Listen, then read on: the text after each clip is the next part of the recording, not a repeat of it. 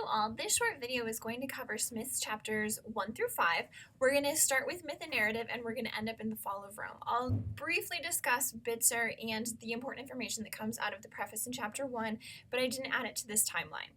As far as the dots go on this timeline, it's not very accurate. It was just meant to track the overall flow of these particular chapters. So don't expect those to be 100% accurate, based on distance between them. So let's start off with where Smith starts off with, and we're talking about the ties between rhetoric and government. When Smith said that there's a tie between rhetoric and government, especially as humans start to develop democracy, what we're really talking about is the development of rhetorical theory. So the time and the effort to think about thinking and to think about knowledge and develop new ideas about thinking and knowledge. So we're actually developing rhetorical theory and the need for a democracy to accompany that. It does not mean that rhetoric is not used, nor that rhetoric is completely ignored. Rhetoric as a practice, so this is practice, not Aspasia's praxis, which includes theory. Rhetoric as a practice, how I put together a speech to convince my audience that they need to buy into what I'm talking about, is used throughout this entire time period. It's used from the time that the Greek rhetoricians begin to develop it all the way through modern times. So when we're dealing with a lack of rhetorical theory development, what we're talking about are the Dark Ages, when the Catholic Church teaches it to priests, but they don't develop a significant amount of new theory about thinking and about communicating. They instead focus more heavily on how do we convert the masses. And then a time period like Hitler's time period, rhetoric was used, rhetoric influenced how he put his speeches together, but he banned the development of new rhetorical theory because he already had the right answer. Why did we need to think about thinking anymore? So rhetoric is still used. Rhetorical theory is not necessarily developed when we're dealing with authoritarian regimes as opposed to democratic regimes where people start to think about thinking and conceptualize thinking. Okay, so that is the preface chapter. That's the tie between rhetoric and government. So make sure it's rhetorical theory, not just the use of rhetoric. The other big point that Smith makes in his beginning chapter is Bitzer with the idea of exigence, audience, and constraints. The rhetorical situation is a fantastic way, especially in freshman comp courses, to help students understand what is it that I need to understand about the writing situation in order to put together a communication act that meets the purpose, that falls within the culture, and this is both academic culture, research culture, and research specific to their topic that influences how they put together their argument, so the culture of my argument that accounts for text, context, and audience. So you'll see in the Prezi notes an actual diagram with a circle and a triangle in it for the rhetorical situation and how exigence, audience, and constraints heavily influence how we design or how we conceptualize for freshman comp classes the rhetorical situation to help students mix ethos, pathos, and logos into how they conceptualize putting together an argument. The more focus we put ethos, pathos, and logos inside the rhetorical situation, so we're accounting for purpose, we're accounting for audience, and we're accounting for culture, the stronger a student draft is going to be. And so that's why oftentimes those are combined, although the aspect that students remember is ethos, pathos, and logos. Okay, so now that we've covered the introduction to rhetoric, we're going to start talking about Smith's chapter 2, which is an introduction to myth and narrative. So with myth, what we're looking for is a meta-language, or a language that involves the thinking about language and the thinking about thinking that comes along with how we use language to rationalize events that we see around us, and then how we communicate those to other people, especially other people that are part of our culture that we want to be specifically connected to us as a people. So we start off, and Smith starts by talking about archetypal metaphors. So what kinds of stories do we use? How do we structure those specific stories? And then what is it that they communicate? The best example, especially a modern day example of these, are any Disney movie you can imagine. So the one that I traditionally use, and I'm sorry if I ruined this movie for you, is The Lion King. So if we look at the way that The Lion King is set up, and when we compare Mufasa to Scar, what we see are very different colors in their coats. We see, especially in comparison to each other, Mufasa is much lighter and Scar is much darker. Now, as a culture, we're starting to associate ideals with light and with dark. This comes into and it affects all sorts of different aspects of society, but the big one is obviously light side and dark side. So we're looking at, any science fiction movie ever, all of the Star Wars movies, movies. And then we're also looking at the things that we're supposed to be afraid of and the things that we're not. If the sun is out, for the most part, we don't typically associate bad or negative feelings with walking alone by ourselves. But if it's dark outside, we're not going to walk down a dark alley by ourselves because light is good and dark is bad. And so we have all sorts of values associated with these, and all of these are being taught to us as a mass culture, especially through archetypal metaphors, especially through movies. Smith breaks this down further into pericope, apothegm, and parables. He provides lots of definitions. I have lots of definitions in the other Prezi, so make sure you look at those, because all three of those are going to be really important to the task that you're going to complete for this module. So the task is to write your own archetypal metaphor, essentially. So how can you get the apothegm, the parable, and the pericope to work into your particular story, to be made sense of by your expected audience, and then to have cultural embeddedness, because that's what's so important in myth and narrative, is that they function so effectively because they're coming out of culture, so we don't always necessarily understand that we're being taught a lesson, nor are we consciously reflecting on that lesson because it's culture.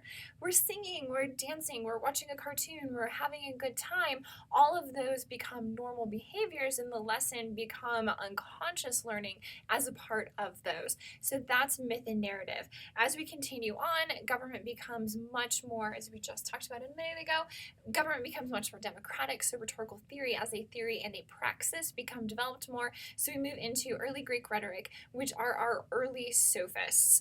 When we get to the early Greek rhetoricians, we're looking specifically at the sophists. The sophists as theorists are becoming much more popular in current discussions about rhetorical theory.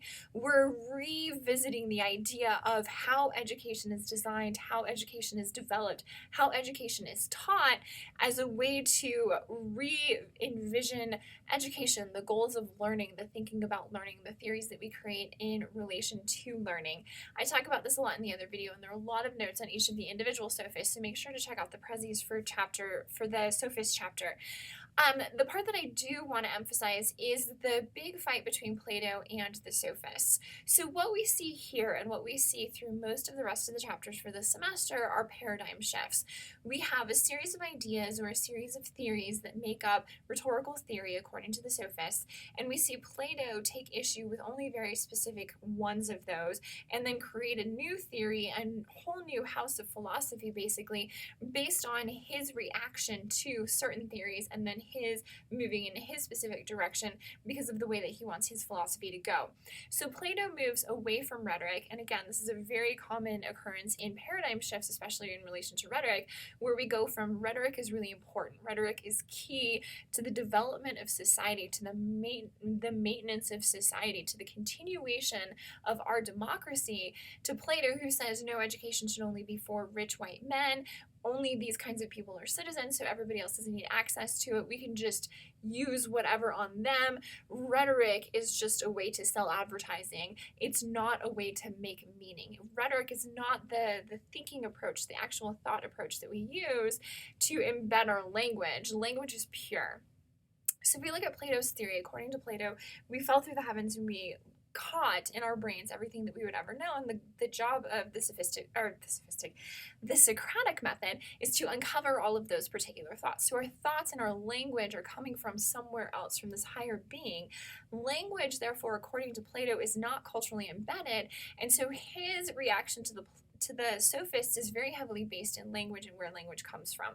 According to the sophists, and then eventually we'll see this with Aristotle, the Roman rhetorics, and then we see this a lot as we move into the Enlightenment later on, language is culturally embedded and it's culturally meaningful, it's culturally contextualized, which means that rhetorical theory, which deals specifically with how we make language, how we use language, have to be also culturally tied, where Plato says, nope, it all comes from heaven and it's just in our brains, we just have to uncover it. So we're seeing where the paradigm shift is happening. While it sounds, philosophy versus rhetoric, what we're really seeing is a difference of opinion on language and what language is and what language comes from. It's much more complex than that, but that's the big fight between Plato and the sophists that kick off one of our earliest examples of a paradigm shift, which is something that we'll continue to see for the rest of the semester. Smith then moves on to Aristotle. For the most part, ethos, pathos, and logos. There are extensive notes in the Prezi, so check those out.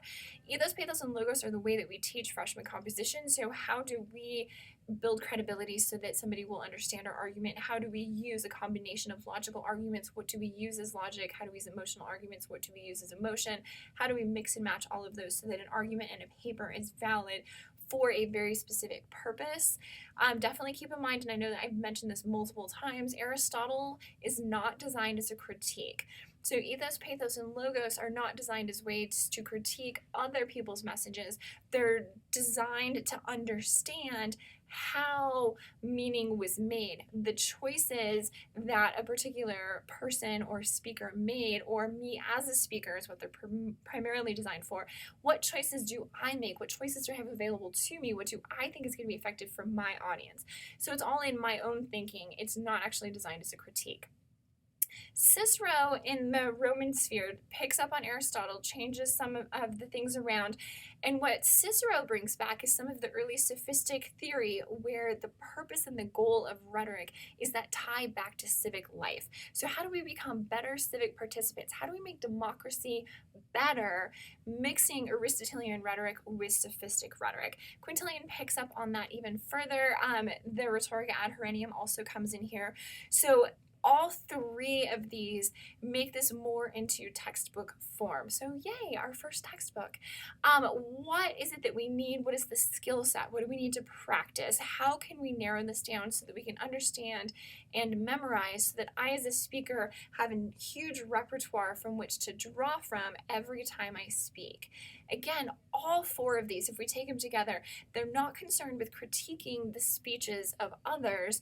They're concerned with educating people to the point where they can come up with the best argument possible in that particular given situation.